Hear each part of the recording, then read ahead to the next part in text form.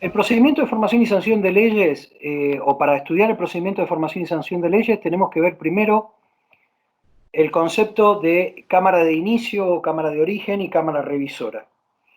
Como regla general, la Constitución establece que las leyes pueden iniciar en cualquiera de las dos cámaras. Y como excepción a esta regla general, la Constitución establece que determinado tipo de leyes, sí o sí, solo pueden tener inicio en tal o en cual cámara. Cuando se habla de leyes tributarias, o sea, impuestos, y cuando se habla de reclutamiento de tropas, la Constitución dice, las leyes que hablen de alguna de estas cuestiones, que traten estas materias, sí o sí inician en la Cámara de Diputados. Cuando hablamos de cuestiones relacionadas con federalismo, desarrollo federal, o directamente coparticipación federal, la Constitución dice este tipo de leyes inician en la Cámara de Senadores. Vamos a ver al final de esta pequeña reunión de hoy que ser Cámara de inicio tiene un porqué, un para qué.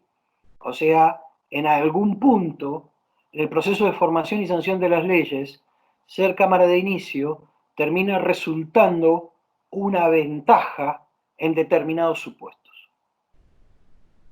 Ya sabemos que iniciativa legislativa tienen actores específicos y vamos al procedimiento de formación y sanción de las leyes más normal, más común. Para esto vamos a leer la Constitución. Vamos al artículo 78 de la Constitución. El artículo 78 dice: aprobado un proyecto de ley por la Cámara de su origen, pasa para su discusión a la otra Cámara. Aprobado por ambas, pasa al Poder Ejecutivo de la Nación para su examen, y si también obtiene su aprobación, lo promulga como ley. Este es el procedimiento de aprobación, de sanción de una ley más sencillo, que es, entra por una Cámara, se aprueba en esa Cámara, pasa a la otra Cámara, se aprueba, como viene el texto de la Cámara de origen, va al Ejecutivo y el Ejecutivo lo promulga, de manera expresa o de manera tácita o ficta. Que vamos a ver que la promulgación ficta es cuando el Ejecutivo, recibido un proyecto de una ley sancionada, deja pasar 10 días sin promulgarla, y esto es el único caso en que la Constitución le establece al silencio una voluntad. En el derecho constitucional, el que calla no otorga. El que calla solamente calla. Salvo en este supuesto. Cuando el Poder Ejecutivo recibe una ley del Congreso sancionada, si el Ejecutivo la promulga, todo bien. Pero si el Ejecutivo deja transcurrir 10 días útiles sin manifestar opinión, se considera la ley promulgada fictamente, promulgada de hecho, promulgada por el paso del tiempo. ¿Está? Lo que acabamos de ver es la parte más sencilla del procedimiento de formación y sanción de las leyes, la parte más directa dentro del procedimiento de formación y sanción de las leyes. En este punto les voy a compartir, voy a tratar de hacer esto, voy a compartirles algo que ya les envié, que es como un instructivo que tiene la Cámara de Diputados de la Nación. ¿Lo están viendo? Bien. Vemos entonces, dentro de esto, que en el procedimiento de formación y sanción de las leyes, la Cámara de Origen aprueba el proyecto, la Cámara de Revisora aprueba el proyecto, entonces se sanciona el proyecto aprobado por la Cámara de Origen y se acabó.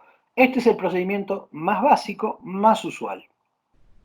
Vamos a el segundo supuesto. Les pido acá que me comenten, ¿lograron ver la filmina que puse recién o no? Sí, sí, profesor. Sí, Sí, ¿Se vio? ¿Lo vieron? Ahora lo vuelvo a publicar. Igual esto ya se los pasé antes. ya lo pasó. Sí. sí, está bien. Todo esto. Ahí paso el Claro. link si quieren para que lo abran. Si no lo tienen. Se los pasé el link. Yo se los pasé el link. Se los pasé por acá y se los pasé por Miel. Cada tanto traten de abrir los mensajes que mando. Digo, hagan lo que quieran, pero no estaría tan mal. Bueno, entonces, ese es el procedimiento más sencillo. Vamos ahora a complejizar la cuestión. Y para complejizarla, vamos a ver qué pasa en otros supuestos. Vamos a leer los artículos, porque este grafiquito está bárbaro, pero lo primero que importa es la Constitución Nacional. Vamos al artículo 81. Ningún proyecto de ley desechado totalmente por una de las cámaras podrá repetirse en las sesiones de aquel año. Ahora vamos al gráfico.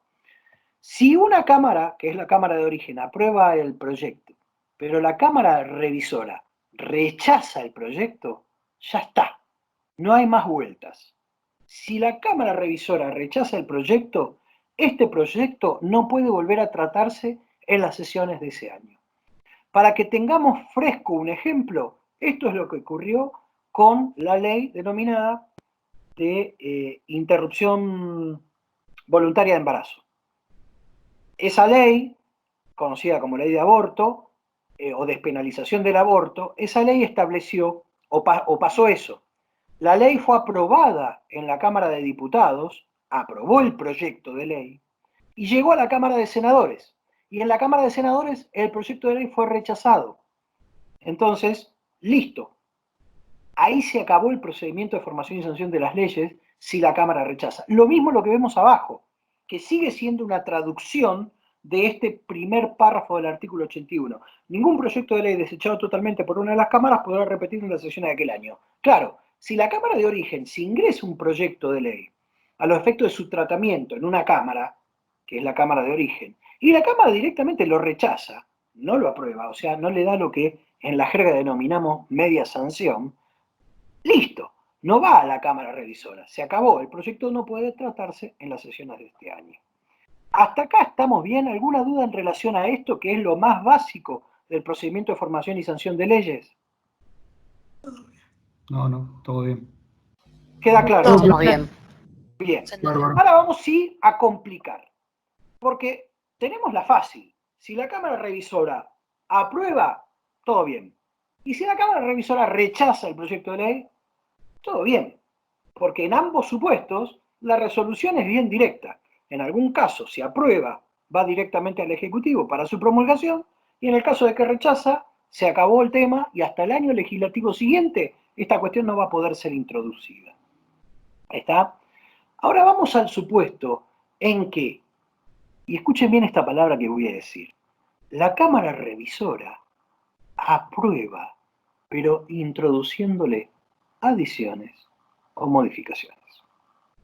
Pero agrego esta palabra prueba porque no podemos perder de vista que para agregarle adiciones o modificaciones, ese proyecto de ley fue aprobado por la Cámara Revisora. ¿Está? Entonces hay un doble conforme. No nos queda claro el texto definitivo, pero sí hay un doble conforme. Cuando la Cámara Revisora le introduce modificaciones, adiciones al texto que viene de la Cámara de origen, hay una aprobación por adiciones y modificaciones. Pero jurídicamente ya tenemos dos conformes. Esto que no se nos olvide. Ya hay dos conformes. El conforme de la Cámara de origen y el conforme de la Cámara Revisora, con adiciones o modificaciones. Antes de ir al gráfico, vamos a leer el chino este, que es el segundo párrafo del artículo 81, que dice así: ninguna de las cámaras puede desechar totalmente un proyecto que hubiera tenido origen en ella, y luego hubiera sido adicionado o enmendado por la Cámara Revisora. Si el proyecto fuera objeto de adiciones o correcciones por la Cámara Revisora, deberá indicarse el resultado de la votación a fin de establecer si tales adiciones o correcciones fueron realizadas por mayoría absoluta de los presentes, que acuérdense que la mayoría absoluta de los presentes es la mayoría simple, o por las 2/3 partes de los presentes. La Cámara de origen podrá, por mayoría absoluta de los presentes, aprobar el proyecto con las adiciones o correcciones introducidas, o insistir en la redacción originaria, a menos que las adiciones o correcciones las haya realizado la revisora por 2/3 partes de los presentes. En este último caso, el proyecto pasará al Poder Ejecutivo con las adiciones o correcciones de la Cámara Revisora, salvo que la Cámara de origen insista en su redacción originaria con el voto de las 2/3 partes de los presentes. La Cámara de origen no podrá introducir nuevas adiciones o correcciones a las realizadas por la Cámara Revisora. Vamos a la filmina. Bueno. Viendo la filmina. Entonces, vamos a este último renglón. Y si estamos todos. La cámara de origen aprueba el proyecto. La cámara revisora lo aprueba, pero le adiciona o corrige partes de ese proyecto. Vuelve a la cámara de origen. Vamos al paréntesis del final. Lo que no puede hacer la cámara de origen, y marco esto porque esto es pregunta de examen, con un proyecto originado en ella que le volvió con adiciones o modificaciones, lo que no puede hacer la cámara de origen es desechar totalmente ese proyecto o introducirle nuevas adiciones o modificaciones. Eso no puede hacer. ¿Qué sí puede hacer la cámara de origen? Lo primero que puede hacer es aceptar las adiciones o las modificaciones. O sea, la cámara revisora introduce adiciones y modificaciones, vuelve a la cámara de origen y la cámara de origen dice, mira qué buenas adiciones o modificaciones que me hizo la revisora. Las acepto por mayoría absoluta de los presentes, que es simple mayoría, se acabó. El proyecto va al Ejecutivo. Viaja al Ejecutivo para su aprobación, para su promulgación. Ahora, si el proyecto de la cámara revisora viene con adiciones o modificaciones, pero la cámara de origen no las acepta, solo le queda insistir con su texto originario, o sea, con el que le mandó. Y ahí entra a jugar el porcentaje de votos, resumidos en 2 ítems, que obtuvieron el proyecto con adiciones y modificaciones. Si el proyecto con adiciones y modificaciones fue aprobado por la Cámara Revisora con 2/3 de los presentes, la Cámara de origen, para poder insistir con su texto originario, tiene que lograr 2/3 de voto de los presentes de su Cámara. Si no lo logra, la Cámara Revisora le rompió la muñeca a la Cámara de origen y no le queda otra a la Cámara de origen que mandarle el proyecto al Ejecutivo con el texto que le introduce la revisora. Ahora, si la revisora le introduce adiciones y modificaciones solo con mayoría absoluta de los presentes, con que la Cámara revisora, con que la Cámara de origen insista con su proyecto con mayoría absoluta, ya gana la Cámara de origen. O sea, a paridad porcentual de votos, siempre que existan disidencias en relación a las adiciones o modificaciones que impone la revisora, a paridad porcentual de votos, priva la voluntad de la Cámara de origen. Y esto es lo que encontramos en este último renglón. Si la Cámara de origen insiste en la redacción originaria, necesita alcanzar la misma mayoría o una superior que la Cámara revisora para que se sancione como ley el texto originalmente aprobado. En el caso de no lograrlo, queda sancionado el texto aprobado por la Cámara revisora. Es muy claro este cuadrito. ¿Alguna duda en relación a esto, al procedimiento de formación y sanción de las leyes? ¿Alguna duda? No. No, Yo tengo claro. Yo tengo una. En el caso del proyecto de ley que fue aprobado de la de origen, pasa a la revisora y es aprobado por más de la mayoría simple, tiene que llegar el mismo porcentaje igual. Por ejemplo, en el caso que era 60... No. Acá se controla mayoría absoluta de los presentes o 2/3. Lo que le informa a la Cámara Revisora es, le introduje modificaciones o adiciones por 2/3 o más. O le introduje adiciones o modificaciones por mayoría absoluta de los presentes. Eso solo informa a la Cámara de origen. ¿Ok? Gracias, Es eso. eso no me Cuando queda... hablo de porcentaje, es una forma reducida de explicar esto. Pero en realidad no es que lo aprobé por el 62.7 y entonces si vos... No, es mayoría absoluta, aprobado por mayoría absoluta de los presentes. Si yo consigo mayoría absoluta de los presentes, fuiste. 2/3, me ganás, salvo que yo consiga 2/3 de los presentes, como Cámara de origen, ¿no? ¿Está claro? Sí, profesor, una consulta. Cuando vuelven estas modificaciones Más a la fuerte, Cámara, que no escucho. ¿no se escucha? Hola, ¿se escucha? Ahora sí. cuando vuelven esas modificaciones, correcciones, adicciones a la cámara de origen, ¿se tratan en particular cada uno de esos puntos y cuál fue el porcentaje para que la cámara de origen apruebe o no esas correcciones? ¿O insista en su proyecto? Sí, esto es un tema que fue sometido a discusión y hay una resolución. ¿Dónde lo tenemos? Espérame un segundo.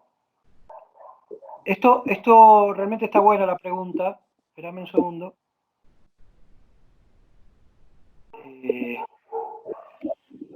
A ver si es esto. Interpretación del artículo 81 aceptada por ambas cámaras en 1995. Cuando un proyecto de ley vuelve a la Cámara de Origen con adiciones o correcciones introducidas por la Cámara Revisora, podrá aquella aprobar o desechar la totalidad de dichas adiciones o correcciones, o aprobar algunas y desechar otras, no pudiendo en ningún caso introducir algo. Está al final del texto que les pasé yo y que ustedes ahora también replicaron. O sea, a tu pregunta, esto no surge claramente de la Constitución. Entonces, lo que interpretaron las dos cámaras, y en esto se pusieron de acuerdo, es que podían utilizar las dos cuestiones. O tratar en bloque las adiciones y correcciones y se acabó, o tratar particularmente cada una, con lo que la Cámara Revisora tiene que informar cada adición o modificación con qué porcentaje la aprobó. ¿Se entiende? Sí, perfecto. Perfecto. Ese punto era un problema, y si vos ves el texto que les pasé, sí, la resolución fue una interpretación conjunta que hicieron las dos cámaras del artículo de la Constitución. Perfecto. Otra cuestión. Cuando una de estas cosas... A todos les queda claro esto, ¿no? Porque la pregunta fue muy fina y mi respuesta se valió de una interpretación posterior, ¿no? Bueno, sí, profe. Entendemos que sí. Seguí. Sí, la cámara de origen tiene todas estas adiciones, correcciones, puede desechar algunas y el proyecto desechando aquellas adicciones que por ahí no ven que son que no fueron votadas con una mayoría, las puede desechar y volver. Pero acabamos de decir que sí, es la misma pregunta que me hiciste antes. Si puede tratar cada una en particular, indudablemente sí, algunas podrá aceptar y otras podrá rechazar. Pero necesita no puedes introducir nuevas. Pero necesita la aprobación otra vez de la otra. No. A ver, el procedimiento de formación y sanción de las leyes no va, vuelve, no. Va a la Cámara Revisora y si tiene adiciones o modificaciones vuelve a la Cámara de Origen y ya está. Ahí se cierra. Ok. Entonces no entendiste la respuesta a la pregunta anterior. Sí, si me haces esta pregunta. No, sí, lo entendí. ¿Seguro? Sí, ahí me quedó claro. Bueno. A ver, profesor, una consulta con respecto a eso. Si vuelve y después se tratan las modificaciones y alguna de esas modificaciones se desechan, ¿no es una nueva modificación? No. A ver, la Constitución no especificaba si esto tenía que ser aceptado o rechazado en bloque. No lo especificaba. Entonces, existía una duda. Mira, yo de una ley de 100 artículos te corregí 3. Si la interpretación hubiera sido acepto o rechazo en bloque las adiciones o modificaciones, te acepto o te rechazo los 3 y se acabó la historieta. Que esta podría haber sido una de las opciones interpretativas, pero que no fue la opción que tomó nuestro Congreso. Según lo que acabamos de leer, de lo que Guadalupe nos acaba de mandar, que yo les mandé en la semana, al final del texto de esta página que publica el Congreso, dice expresamente: interpretación del artículo 81 aceptada por ambas cámaras en 1995. Cuando un proyecto de ley vuelve a la Cámara de Origen con adiciones o correcciones introducidas por la Cámara Revisora, podrá aquella es la Cámara de Origen, aprobar o desechar la totalidad de dichas adiciones o correcciones, o aprobar algunas y desechar otras. no pudiendo en ningún caso introducir otras modificaciones que las realizadas por la Cámara Revisora. Las comunicaciones de las sanciones de la revisora cuando el proyecto de ley vuelva a la de origen deberán indicar el resultado de la votación que correspondió en particular a cada artículo, a fin de establecer si las adiciones o correcciones fueron realizadas por mayoría absoluta de los presentes o por las 2/3 partes de los presentes. Me resulta claro el tema, no sé ustedes, o reformulo yo. Díganme qué les pareció. Una sola cosa. Entonces, pero para el que hizo la pregunta antes, ¿lo entendió esto? Porque acá no lo estoy viendo. Sí, profe, sí. Bien. Decía, la revisora cuando introduce modificaciones o correcciones, entonces siempre tiene que votar individualmente cada una de esas adiciones o correcciones para que después la de origen pueda aprobar o no individualmente. ¿Es así? Está bien, pero a ver, siempre un proyecto de ley, salvo que se decida la aprobación en particular en comisión, se vota en general y luego en particular. Esto es algo que yo debería haberles dicho. Un proyecto de ley, sea en la Cámara de Origen o en la Cámara Revisora, primero se vota en general y después debe votarse cada artículo en particular. Entonces sí ocurre esto. La votación en particular es algo que existe siempre, aún cuando estás de acuerdo y no le introducís ni adiciones ni modificaciones. ¿Está claro? A veces cuando estamos hablando de leyes de 2000 y pico de artículos, como suele ser el Código Civil, por ejemplo, se acuerda votar por capítulo y todo eso, pues si no están, no sé, 6 meses votando una ley. Pero en general se vota artículo por artículo. Puede ocurrir que en la Cámara de Origen incluso apruebe un proyecto de ley, pero después en la discusión en particular haya artículos que se vayan modificando. Eso puede ocurrir. ¿Está? Sí, y otra preguntita. Sí. Cuando se hacen el tratamiento de una ley, que creo que se le llama sobre tablas, donde no pasa por comisión, ¿no? Donde van directamente al recinto. ¿También se pueden dar las modificaciones, adiciones? Sí, a ver, el tratamiento sobre tablas, acá la compañera que trabaja en el Poder Legislativo nos puede dar una mano también, o los demás que trabajen, no sé cuántos son los que trabajan en el Poder Legislativo. El tratamiento sobre tablas primero que requiere 2/3 de votos, o sea, es una mayoría fuerte. Para habilitar tablas requerís una mayoría fuerte, 2/3 de los presentes para que te habiliten la tabla. Si no, fuiste, no podés tratarla en el recinto sin dictamen de comisión. Por lo menos es hasta donde yo me acuerdo el reglamento de las cámaras decía eso. Lo que ocurre en el tratamiento sobre tablas es que se genera la ficción jurídica de que todo el recinto pasa a ser la comisión. ¿Está? Es como que la comisión pasan a ser los diputados o los senadores en el recinto. Y por supuesto ahí se habilita la discusión de cada artículo en particular. Claramente, porque está funcionando como si estuviera funcionando técnicamente en comisión. O sea, la respuesta es sí. Se discute cada artículo sobre tablas. ¿Mm? Perfecto, gracias.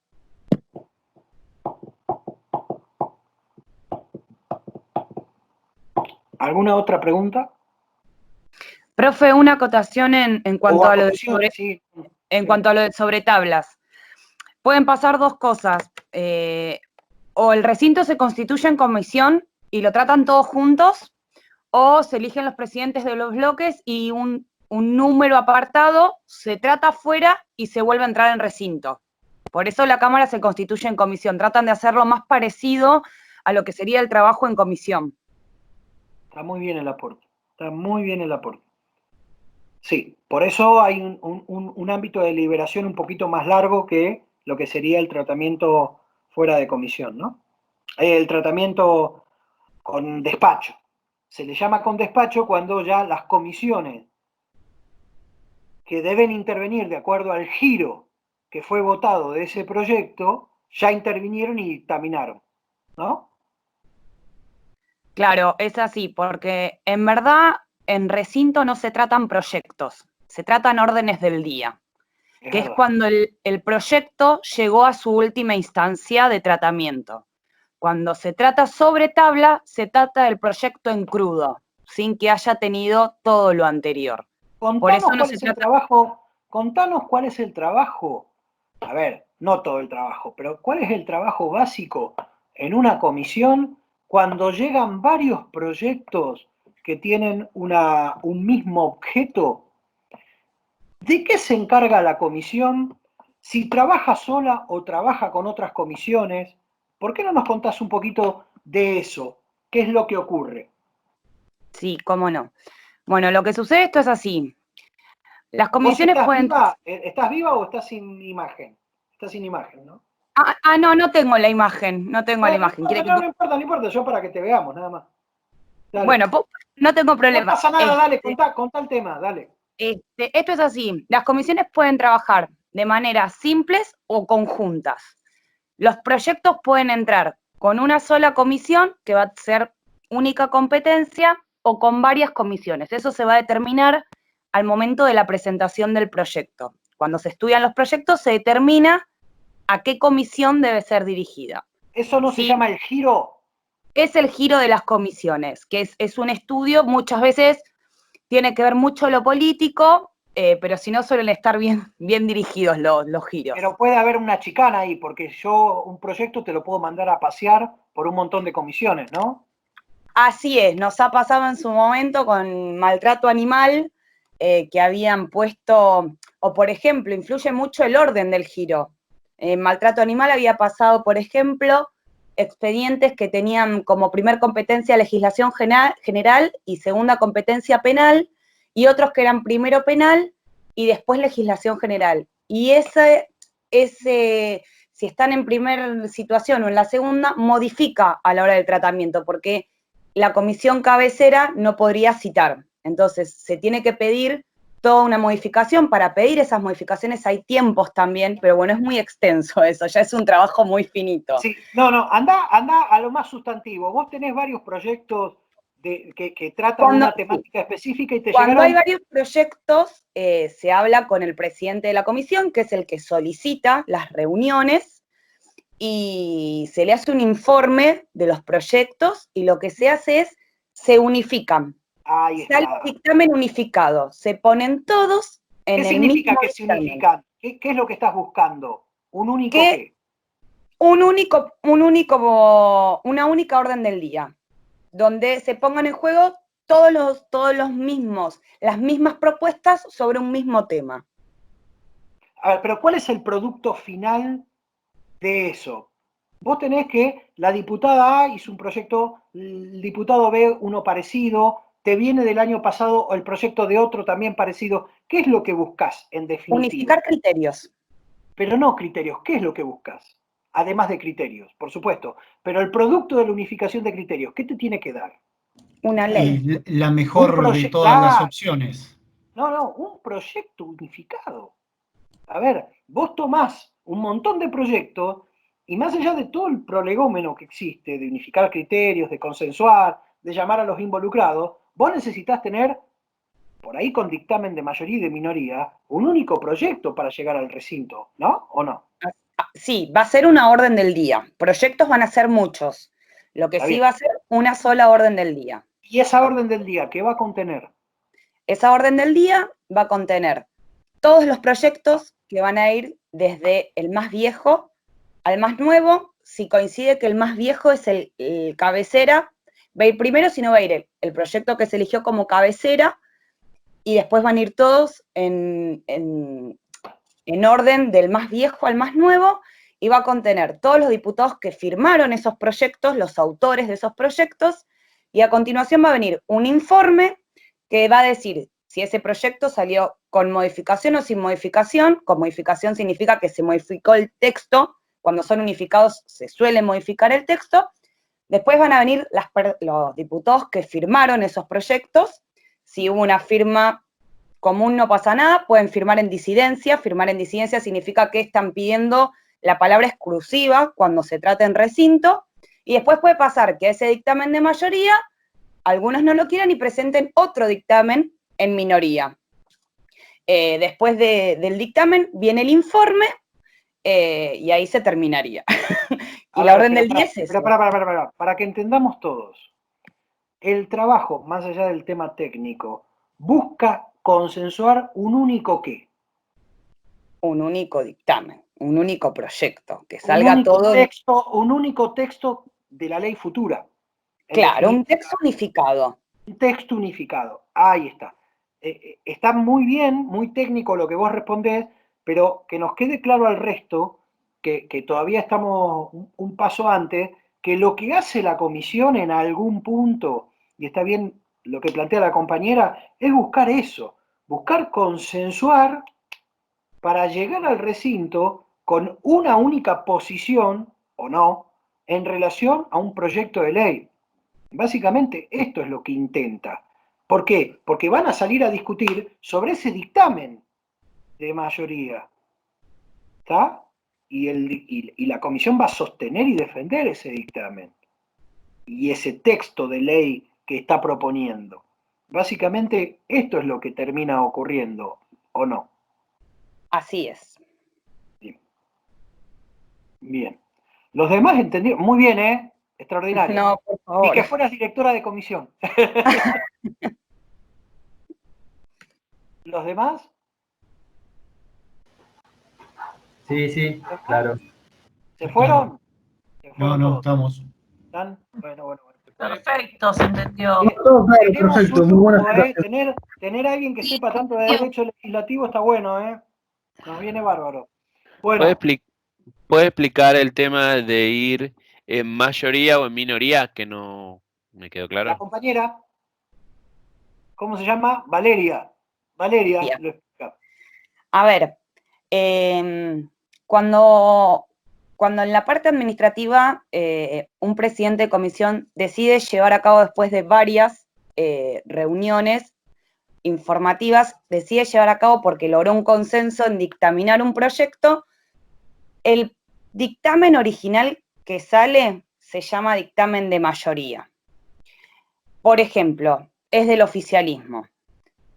Supongamos que la oposición quiere acompañar ese dictamen, pero no está de acuerdo en un montón de cuestiones, presentan un texto modificado y es a lo que se denomina dictamen de minoría, que va a estar firmado por otros tantos diputados o diputadas que quieran aceptar esta propuesta, pero con otras modificaciones, no con las originales. Entonces, en estos casos habría un dictamen de mayoría y un dictamen de minoría, que después se van a discutir en recinto. Y los dos llegan al recinto. Está bien, no habría un dictamen unificado entonces. Serían dos proyectos del mismo tema, pero los dos se discuten. ¿Está bien? No, dos proyectos no. El proyecto es uno. Lo que los son dictámenes, dos, perdón. ahí está. Son los dictámenes. Sí, así es. Gracias. Muy bien, ¿eh? Bueno, vemos que, y ya con esto es algo, que el trámite legislativo es más que el recorte que solemos ver en noticieros o en canales de noticias, alguna madrugada por algún tema sensible, es mucho más. Y yo rescataría también otra cuestión. El trabajo en comisión es un trabajo muy técnico y muchas veces permite, además, permite enriquecer e incorporar voces y opiniones de especialistas, de técnicos o técnicas y de personas que tengan algún tipo de relación directa con la cuestión que se esté tratando. El trabajo en comisión nos lo mostró la relacionada con la interrupción voluntaria de embarazo, IVE, nos mostró justamente eso, y antes nos lo había mostrado otras, la ley de matrimonio igualitario, o la ley de servicios de radio, la ley federal de servicios de radiocomunicación, u otros proyectos de ley, te permiten sí trabajar en la comisión, y que la comisión sea un ámbito de resonancia de personas que tengan directamente algún tipo de afectación por el proyecto de norma que se esté discutiendo o los proyectos de normas jurídicas que se estén discutiendo en cada lado. No creo que esto sea la habitualidad, pero esto suele ocurrir. Y esto creo que es un valor agregado del trabajo legislativo que suele no verse siempre, que es justamente el trabajo en comisión, donde está el grueso del trabajo del Poder Legislativo, sin dudas, en las comisiones, sin duda. Bueno, ¿qué pasa con un proyecto cuando va al Ejecutivo? Y acá vamos a ver otra cuestión. ¿Qué puede hacer el Ejecutivo con un proyecto de ley aprobado por el Congreso? Promulgar o derogar. Perfecto. Ahí vamos a ver una segunda filmina que también se las mandé y que ahora las comparto, que nos resume un poquito qué es lo que puede hacer el Poder Ejecutivo. Y esa segunda filmina, esperen que la encuentre, que desprolijo que tengo el escritorio. Bueno. No la tengo acá. Esperen un segundo, ¿eh? Sí, la tengo acá. Ya estoy, ¿eh?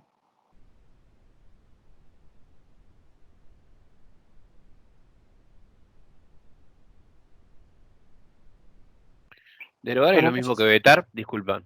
¿cuál? Derogar es lo mismo que vetar. No, derogar es otra cosa. El Poder Ejecutivo no puede derogar. Hay algo básico que hace al derecho en general y al derecho constitucional en particular, y es la identidad de formas. Solo puede derogar quien aprueba. O sea, si estamos hablando de leyes, como regla general, solo puede derogar el propio Congreso. Por supuesto que vamos a ver estas aberraciones estrafalarias que son los decretos por razones de necesidad y urgencia, que pese a que las hace el Ejecutivo, tiene sustancia legislativa. Entonces vas a ver que hay DNU que derogan leyes, pero en tanto, función legislativa excepcional en cabeza del Ejecutivo, no en tanto procedimiento usual de formación y sanción de leyes. El veto es el rechazo, es la no aprobación. El Ejecutivo participa, de acuerdo a nuestra Constitución, de forma regular en el procedimiento de formación y sanción de las leyes en dos momentos, con la iniciativa legislativa, al principio, y al final, aprobando o rechazando un proyecto de ley. ¿Sí? Acá, al rechazo de un proyecto de ley, se llama veto. El veto es justamente cuando el Ejecutivo, en este juego de frenos y contrapesos, rechaza un proyecto de ley, pero no lo deroga, porque la ley nunca tuvo vigencia. Para derogar algo, tenés que haber tenido vigencia antes, y solo deroga quien aprueba, quien sanciona. El Ejecutivo sería una especie de legislador negativo, alguien que tiene una bolilla negra, alguien que puede sacar tarjeta roja, pero lo único que puede hacer es sacar tarjeta roja, nada más. No puede hacer otra cosa en este esquema de frenos y contrapesos en el procedimiento usual de formación y sanción de las leyes. Por lo que veo, no sé si los voy a poder compartir, entonces vamos a ver directamente qué dice el artículo 80 de la Constitución, Una que es el pregunta. que regula esta temática, esta cuestión. A ver, esperen si puedo ver acá. No. No. ¿Ustedes están viendo algo ahí o no?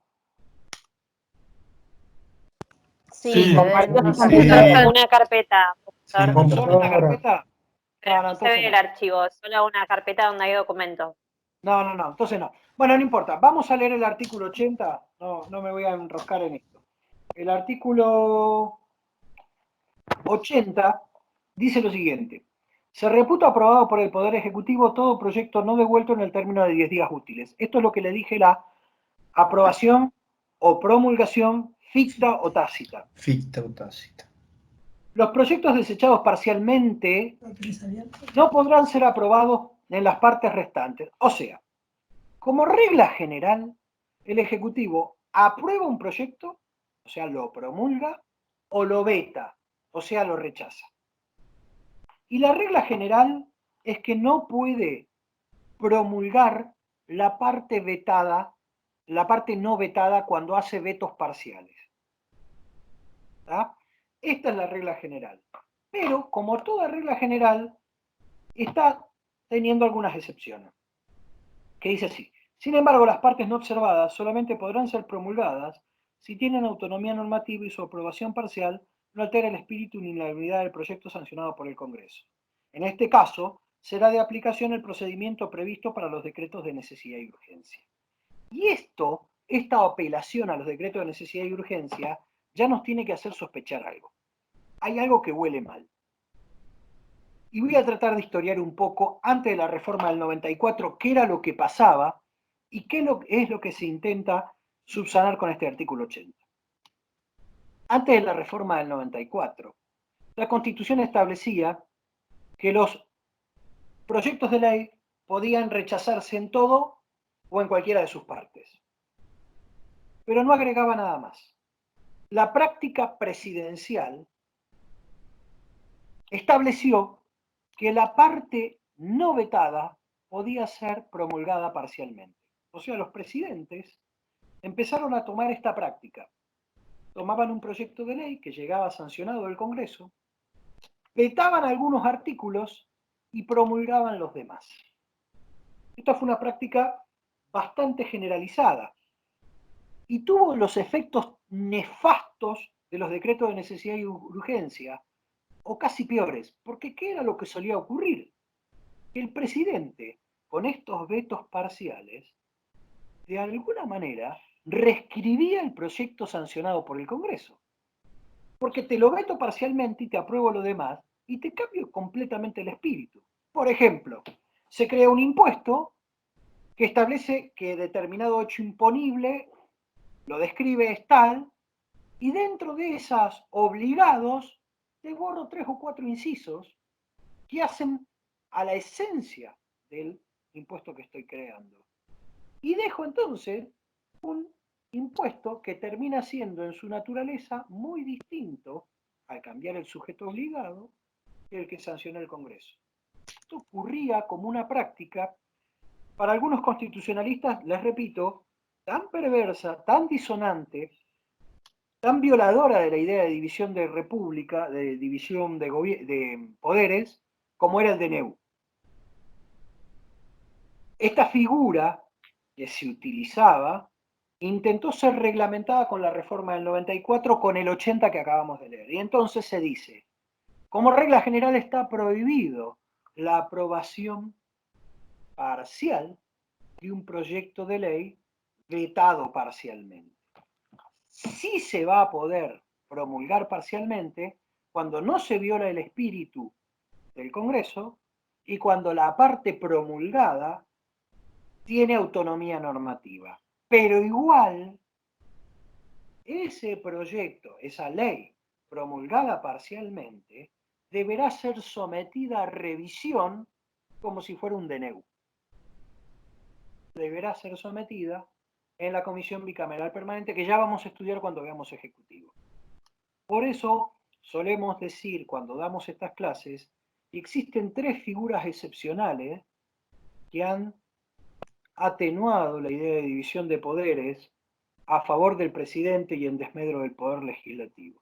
Y esas 3 figuras, las 3 empiezan con una prohibición, pero las 3 después permiten una liberalización del poder del Ejecutivo. Y esas 3 figuras son el decreto de necesidad y urgencia, el decreto delegado y el decreto de aprobación parcial de leyes. Artículo 99, inciso 3, artículo 76 y artículo 80, que es el que acabamos de leer. Estas 3 figuras las vamos a estudiar a fines de la semana que viene, el miércoles que viene, cuando veamos Poder Ejecutivo. ¿Ah? Sin embargo, en teoría de juegos y contrapesos, el Ejecutivo no tiene la última palabra. ¿Por qué no tiene la última palabra? Porque un proyecto vetado vuelve al Poder Legislativo y el Poder Legislativo tiene una especie de retruque. El Poder Ejecutivo puede romperle el espinazo al Ejecutivo buscando la promulgación a partir de una insistencia con 2/3 de votos presentes. O sea, un proyecto vetado que vuelve al Poder Ejecutivo, un proyecto vetado por el Ejecutivo, vuelve al Poder Legislativo, ingresa por la Cámara de Inicio. Si la Cámara de Inicio insiste con 2/3 de votos, va a la Cámara Revisora. Si la Cámara Revisora insiste con 2/3 de votos, queda promulgado automáticamente y el Ejecutivo no vuelve a intervenir y por supuesto tiene prohibido volver a vetar eso. Esto es frenos y contrapesos. Esto es juego de controles mutuos y esto es idea de interdependencia. ¿Por qué? Porque es verdad que en el proceso legislativo hay un superlegislador negativo que es el Ejecutivo vetando, pero después hay una posibilidad de nueva revisión legislativa con una insistencia de 2/3 de cada Cámara. Si se logra este escenario, el Legislativo impone su voluntad al Ejecutivo en el veto. ¿Alguna duda de esto? Sí. De todo esto. Sí, respecto de la promulgación parcial, usted dijo que puede promulgar parcialmente y que eso vuelve al Congreso. En el Congreso, ¿qué pasa con esa promulgación parcial? Es lo que no me quedó claro. Sí. Si hay una promulgación parcial, lo que ocurre... A ver, volvamos a entender esto. La figura originaria era el veto parcial. Y el veto parcial y el veto total, lo que hacían eran, en ambos casos, que vuelva el proyecto al Congreso. Lo que aparece como novedoso, primero en una práctica bien fáctico, y después ahora, después del 94 con el 80, es la idea de la promulgación parcial de las partes no vetadas. ¿Qué es lo que ocurre? Lo promulgado parcialmente se publica y empieza a tener efectos jurídicos desde el día siguiente al de publicación o cuando establezca esa ley promulgada. O sea, para intentar contestarte lo tuyo, primero quiero que entiendan esto. Si un presidente promulga parcialmente, eso al otro día se publica y eso ya tiene vigencia jurídica si la ley no determina otra cosa. ¿Me siguen hasta ahí? Sí. Es importante entenderlo. ¿Está? O sea, Sí, sí. esa promulgado parcialmente es como si fuera un DNU. Ya te empieza a regir, ya entra la pirámide jurídica, ya influye en nuestros derechos, en nuestra vida, regula las relaciones jurídicas. Lo que ocurre ahí es un procedimiento de control que vamos a estudiar cuando veamos la 26.122. El decreto de promulgación parcial vuelve al Congreso a los efectos de su revisión primero por la Comisión Bicameral Permanente de Control de Decreto de Necesidad de Urgencia, de Decreto Delegado y de Promulgación Parcial de Leyes. Y ahí eso lo estudiaremos cuando estudiemos la 26.122, qué pasa con eso. Pero me interesa por ahora contestarte que en cuanto a los efectos jurídicos, la ley promulgada parcialmente ya regula nuestra vida. ¿Está? Lo mismo que un DNU. Lo mismo que un DNU. ¿Sí? ¿Queda claro? Perfecto. Perfecto, sí, sí. ¿Alguna duda? ¿Alguna otra duda? No. ¿No? No. No. Bueno, gente, vamos a miel y hacemos el cierre. Espérenme, no se vayan porque les vamos a dar indicaciones para la clase que viene. Un segundo.